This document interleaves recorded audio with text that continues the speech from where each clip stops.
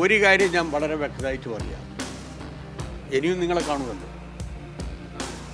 ഇടതുപക്ഷ ജനാധിപത്യ മുന്നണി ഗവൺമെൻറ് വീണ്ടും അധികാരത്തിൽ വരും.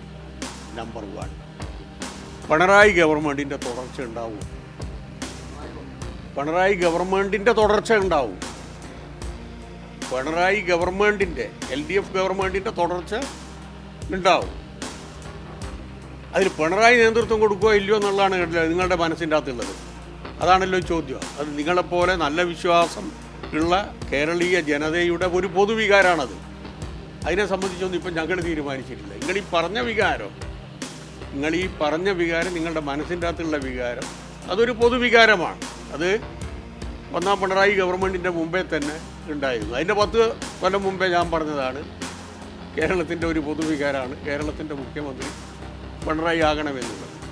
ഇപ്പോൾ നിങ്ങളീ പറഞ്ഞ പൊതുവികാരമാണുള്ളത്. പക്ഷെ അതിനെ സംബന്ധിച്ച് പാർട്ടി തീരുമാനിച്ചിട്ടൊന്നുമില്ല. പക്ഷേ ഞങ്ങൾക്ക് പറയാൻ പറ്റും, LDF അധികാരത്തിൽ വരും, രണ്ടാം പിണറായി ഗവൺമെൻറ്റിൻ്റെ തുടർച്ച ഉണ്ടാവുകയും ചെയ്യും. നേതൃത്വം ആര് കൊടുക്കണം എന്നുള്ളത് പാർട്ടി തീരുമാനിക്കും. അത്രയും അതിനെ പറ്റിയിട്ട് പറയാൻ.